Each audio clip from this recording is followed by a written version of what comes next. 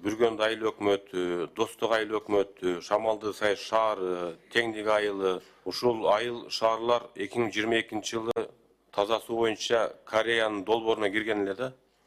Маалыматыңыз барбы? Шамал Сай шаарына киребиз билесиз да. Светофорлор 2 жылдан бери долбоор бүтпөйт да. Ошону бир өзүңүз аягына чыгарып берсеңиз. Учкоргон Кербен жолу 5 километр титулга кирген.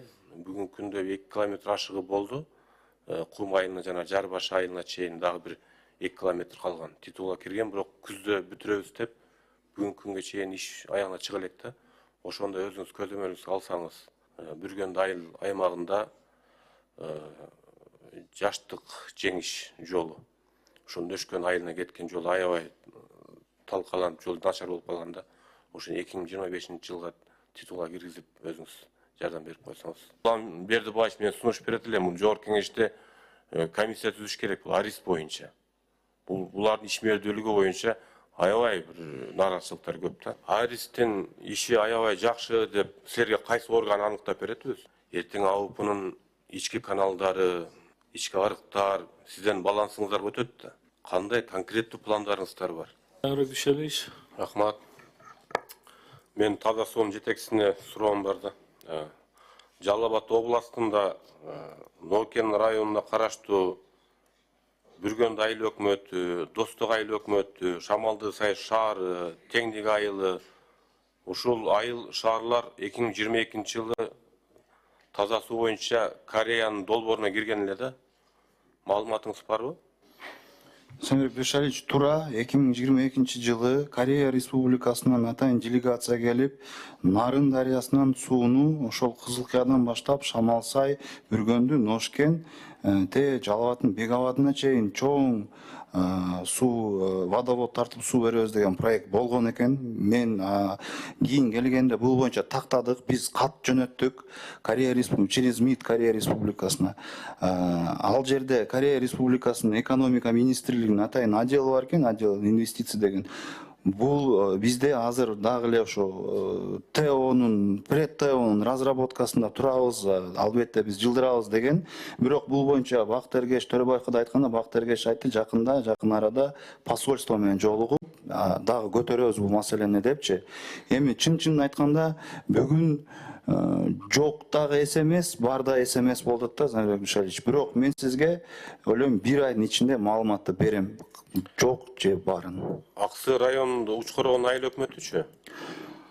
Аксы районунун Үчкоргон бизде Үчкоргонда кирген да бул боюнча, ал немеге жакында. Үчкоргон, Кызылжар, Шамалсай, Бүргөндү, Ношкен, булар баары кирген ошол корейский проект. Замирбек Бешалич. Ушул аты аталган аймактарды сиз жакшы билесиз да, барды ушул Нарын дарыясынан чүчө суу катары пайдаланат да. Туура. Бүгүнкү күндө ушул 3 жылдын ичинде анализдеп келгенде ушул боор оорусу, гепатит 3 эсеге көбөйгөн да. Ошону сизге эске алып койсоңуз, биз дагы эми жумуштан сырткары кайрымдуулук фонддор менен, араптар менен иштешип, таза сууну чыгарып иш алып баратабыз. Бирок эми сиз жакшы билесиз, ал таза суу катары эсептелинбейт. Туура. Ошон үчүн сиз ошону сунуштарды эске алып койсоңуз, анан да сиз менен дагы байланышабыз. Абсатар Токтогулович, сиз менен чогуу иштештик, өкүл болуп иштеп турганыңызда Жалал Абад областына бир топ ийгиликтер жараттыңыз. Анан 2022 жылы Шамалсай шаарына киребиз билесиз да. Минтранс тарабынан Тилек Кыдырмаевдин маалында 2022 жылы светофорлор 2 миллион 200 миң сомго тендер өтүп, анан жана Адыл кафенин алдына, анан Шамалсай кире беришине эме алган. Бирок 2 жылдан бери ошол долбоор бүтпөйт да, токтоп калды. Ошону сизден суранайын деп атам, ошону бир өзүңүз аягына чыгарып берсеңиз. Экинчи маселе ошо Бүргөндү айыл аймагында Жаштык жеңиш жолу, ошондо Өшкөн айылына кеткен жол аябай талкаланып, жол начар болуп калганда, ошону 2025 жылга титулга киргизип өзүңүз жардам берип койсоңуз. Жаныбек Калканович, Аристин иши аябай жакшы деп силерге кайсы орган аныктап берет өзү? Да. Ал неме кылса, Сиз өзүңүздүн мненияңыз менен бул жерде комитетте айта аласызбы? жок, негизи ошол мурда проекттердин бардыгы берилип калганда. Жок, сиз ал айтып атпайсызбы? Аябай жакшы экен, ошон үчүн биз Ариске берген жатабыз деп. Жок, бул мурда берилген булчу. Ошону продолжение бүтүрүш керек да. Башка бирөөгө бере албайбыз азырчы. Ошол себептен болуп атат да. А так биздин оюбуз деле бар, башкаларды карашыбыз керек азыр. Анткени ошондой көп силерге да кайрылып атат, элдерден да алып атышыптыр. Мына азыр сүйлөшкөндө суу ресурстарынын кызмат менен да сүйлөштүк. Андай бар экен ошондойлорчу. Андан кийин бул проект бүткөндөн кийин $7 миллион азыркы кошулуп аткан мындай продолжение бүтөт да. Бүткөндөн кийин аны уже башкача караш керек да. Учурунда Арис аябай жакшы иштеген да. Биз да иштешкенбиз. Акыркы учурларда аябай көп нараачылыктар көп.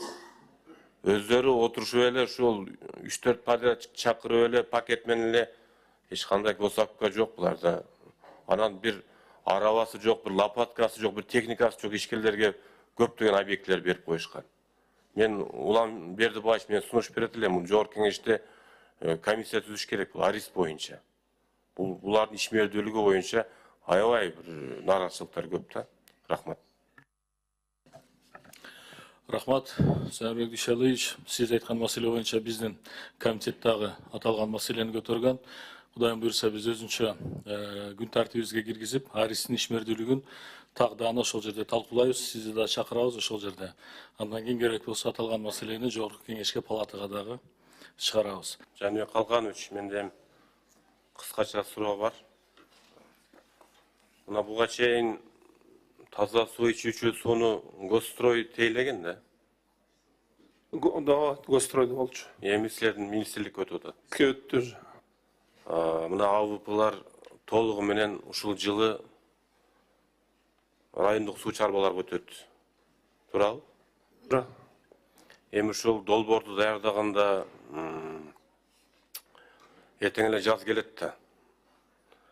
Анан кантип жетишесиңер? Штаттык бирдиктер каралдыбы? 2024-жылы таза сууга канча акча каражат бөлүнгөн мамлекеттен? Эртең АВПнын ички каналдары, ички арыктар сизден балансыңыздар өтөт да. Кандай конкреттүү пландарыңыздар бар? Азыр мен кыскача айтып кетейин биздин пландарды, бирок таза суунун директору да кошумчалар. Бул таза суу бизге өткөндө мындай количество единиц кыскаруу менен өтүп калды бизге. Биринчи, сиз айткандай жетиштүү эмес. Таза суу азыр ГП болуп эсептелет. ГУ болуп эсептелет, то есть государственный учреждение. Мамлекеттик мекеме. Ошол болуп эсептелет. Бул боюнча да Бакыт Эргешев маселе көтөрүп атат, бирок азыр акча бөлүштүрүп берүү, канча акча бөлүнгөнү көбүнчөсү бул долбоорлор менен булар иштешет. Өзүңүз жакшы билесиз, Айлыкпөттө иштеп жүргөнсүз. Ошол аны исполнительдери Арис жана башка кээ бир мекемелер болуп атат. Көбүнчөсүн Аристе акчанын азыр бөлүнгөнү мамлекеттик мекеме болгондон акчаны канча бөлүнгөнү азыр директор айтып койсун. Саламатсыз, Сәбек Дүйшәлиевич.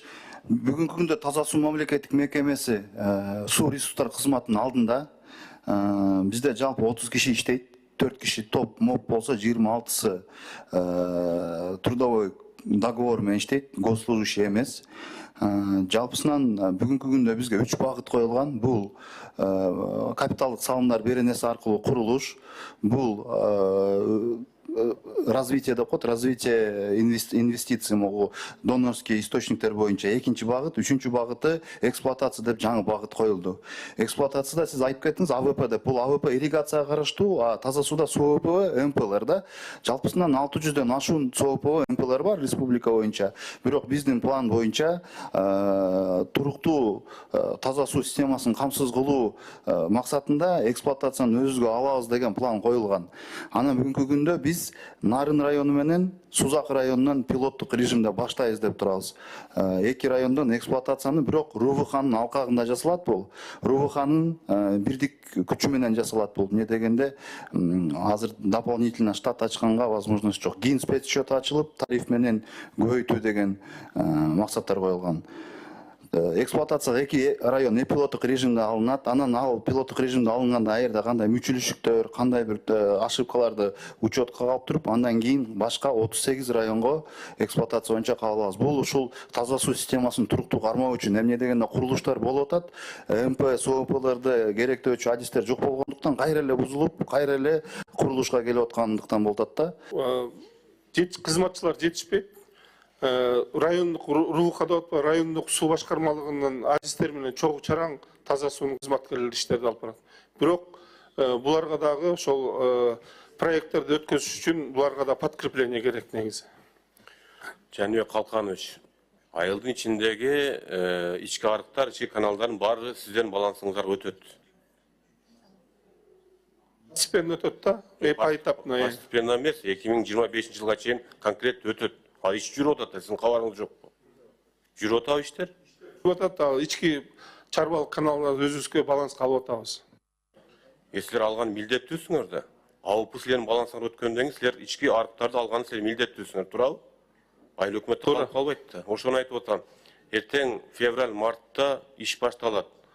Мына аймактар ирилештирип, 452 айыл өкмөттөн андан 230 канча айыл өкмөт калды. Ошолардын ички арыктарын сиздер азыр жаңы жылга чейин бар пландаштырып, кандай жол менен, канча штат аласыңар, иш алып барыш керек да. Тушалич, бул боюнча конкреттүү тапшырма Сокеев алган. Ал дагы ошол суу чарба департамент, суу чарба кызматынын директору, министрдин орун басары болуп эсептелет. Инвентаризация жүргүзүп атышат. Ошонун негизинде болот.